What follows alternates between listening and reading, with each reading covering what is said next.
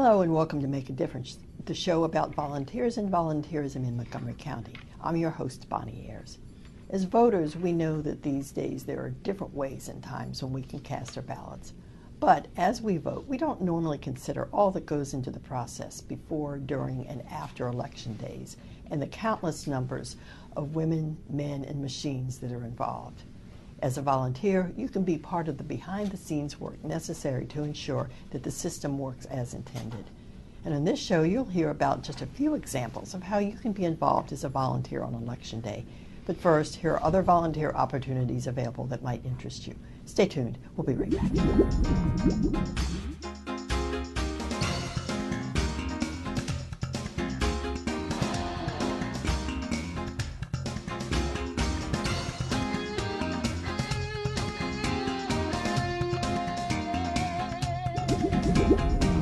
Welcome back to Make a Difference. I'm your host, Bonnie Ayers.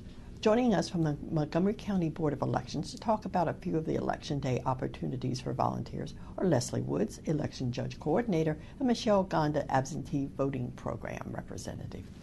Michelle, Leslie, welcome to Make a Difference. Thank you very much. This is a very timely topic this year, and we're going to hear from both of you about various programs that are offered by the Board of Elections that volunteers can take advantage of. But one of the biggest numbers of volunteers that from my perception, that you need are the judges. And Leslie, you can certainly tell us about that. Typically, we field about 4,000 judges for each election. And so we are recruiting all the time for citizen volunteers. And we've kicked off our campaign, if you will, for this year for both the primary and the general election. Many of our judges will work both, but first we've got to deal with the primary. So we're looking for community-minded individuals who want to learn about the process and become involved. There are some requirements. You have to be a registered voter. You have to be at least 17 years of age. You can't be holding public office or be a candidate for public office. And you have to be able to read, write, and speak the English language. So it's not something that's terribly difficult, and it's interesting, it's a lot of fun, and as I said, they get to learn about the process. And I think that you mentioned the requirements, sort of some like technical, legal requirements, but certainly, I did it once. I have to say, I did it once, and it was quite an experience. But you also, from my perspective, need to be able to deal with people and work well with people. Definitely. Voting is a human process. You know, it's very people oriented. So we need folks who are good with people, have people skills, communication. There is a technological side with the touchscreen equipment, but pretty much if you can get money out of the ATM, you can work the poll book. So most people don't really have a problem. You know, we do hands-on training so they get familiar with it. But you really have to be interested in working with the people. Now pre-election, there are training. You mentioned the magic word, training. Training, yes. And we were talking about that before the show, how you've tried to make it as convenient as possible with sessions. Explain that. The state law requires that everyone be trained so that we have the best team out there to assist voters on Election Day. So we offer a two-stage training. There's an online quiz where we cover the basic general information. And then we have hands-on training where individuals come in, they practice the equipment, go through some scenarios, get to see the documentations. It's sort of a real-world experience so that they're not sort of shocked on Election Day. We do offer a very wide schedule because we are trying to accommodate everyone's work or family commitments. We offer training 6 or 7 days a week. 6 initially, and then we'll work into some Sundays from 9 a.m. till 9 p.m. at night. So individuals have to go to one class, and so you sign up. You can sign up online. You do your online training. The quiz takes about 15 minutes, and then you come and take your training class, which is between 2 and 4 hours. You get to pick when you want to come. And also, you were mentioning to try to make it even more convenient, you have some sort of like offsite. Let's talk about where they come and then the other sites that you mentioned. Our office is in Gaithersburg, and so our main training complex is there in Gaithersburg. But we do offer 3 off-site locations. This year will be at the Lawton Community Center in Chevy Chase, the Potomac Community Center, and also the White Oak Community Center. And so it allows us to bring the training closer to, to our customers, the judges, and some flexibility. You don't have to, if you work downtown, you don't have to try to rush up to Gaithersburg. You can go in your neighborhood. Exactly. You certainly do make it as easy as possible. Now, there is a stipend, I believe. There is a stipend. We pay a $30 training stipend and then a service stipend. For our all-day judges, it's $150, which isn't bad, $180. We have part-time morning and evening positions, which have a $75 service stipend and $30 for training. So really, it's almost like picking from a menu. You pick That's true. when you can work and And you get to pick your position, what works for you. The part-time positions work for folks who can't take off from work, but you still want to be involved. We also have a student program that the students can earn student service learning credits. And this is available for school-age children from 6 to 12 grades. They register online by going to our website, or I should say their guardian will register them. They have a training program that they go through. They serve on election day in a 3-hour shift. They again get to choose the shift that they'd like to serve and where they'd like to serve. So if they want to work in their high school and it's one of our polling places, they can do that. They get SSL credits. Those that are 17 can actually work as election judges and make the stipend. Many of our seniors here in the county have already done a lot of community service, so they already have their SSL credits. So for them, the opportunity to make some extra money is also a good lure.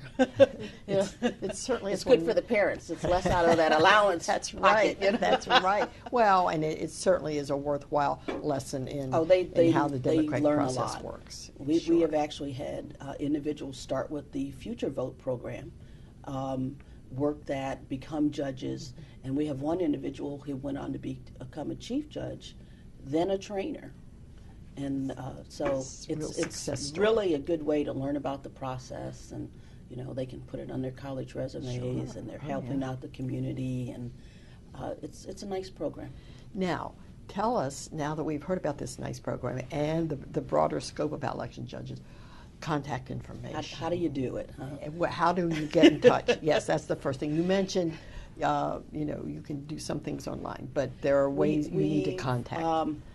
Well, you can give us a call at 240-777-8533.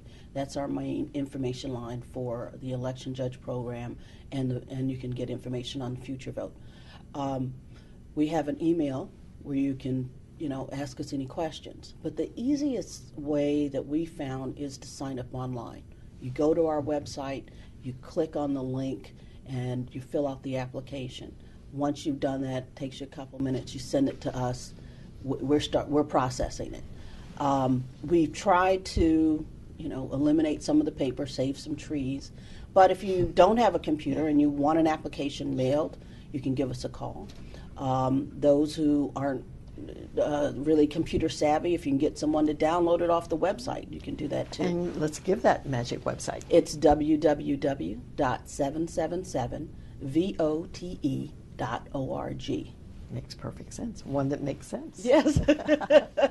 Easy to remember. Yes. Can I give you our email address? Sure. It's election.judge@montgomerycountymd.gov.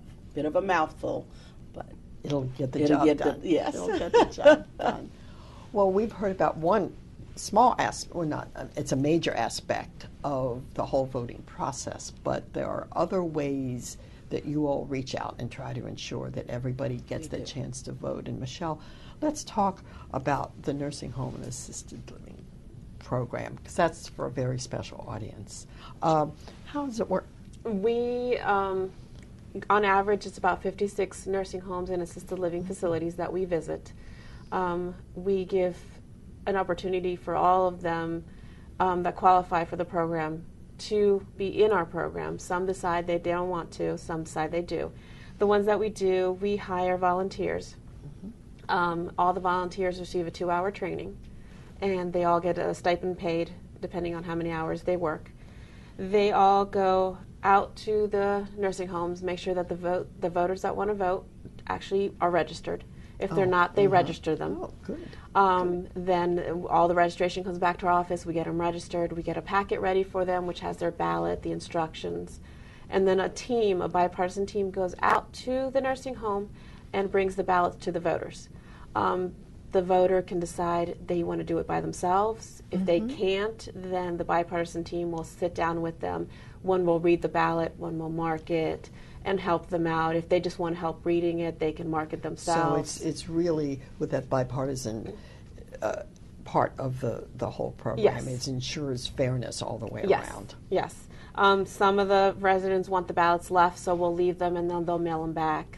Once the teams are done, they'll collect everything, bring it back to our office, and then we start checking everything in. So volunteers who may want to get involved with this program, maybe certain requirements. Sounds like they have to be mobile. They have to be able to.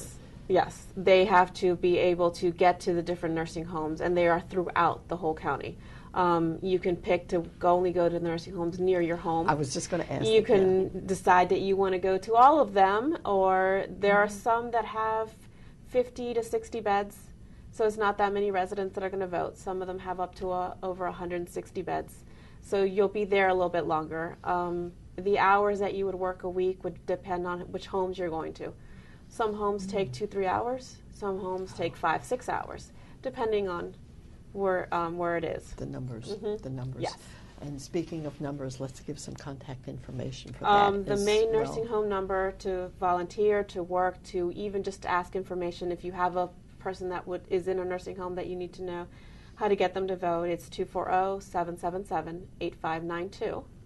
Our nursing home email address, it's nursing.home@montgomerycountymd.gov.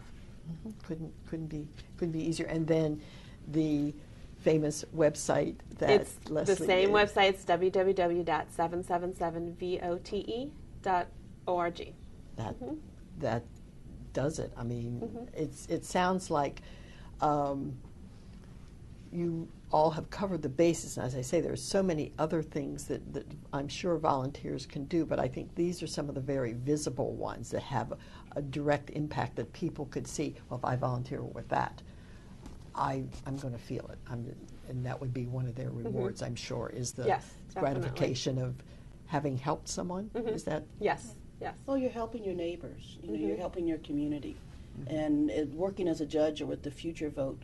You're working in your voting precinct typically, and so you're seeing your neighbors. And You're making that's sure what that it's all about. voting is happening for everyone. And that's a great way to end the show, because that you just summed it up, the purpose right there. So Michelle and Leslie, thank you so much for bringing all this information to us, and let's get out there and volunteer. Thank you. To help Thanks, everybody. Bonnie. Our guests have been Leslie Woods, Election Judge Coordinator, and Michelle Gonda, Absentee Voting Program Representative with the Montgomery County Board of Elections.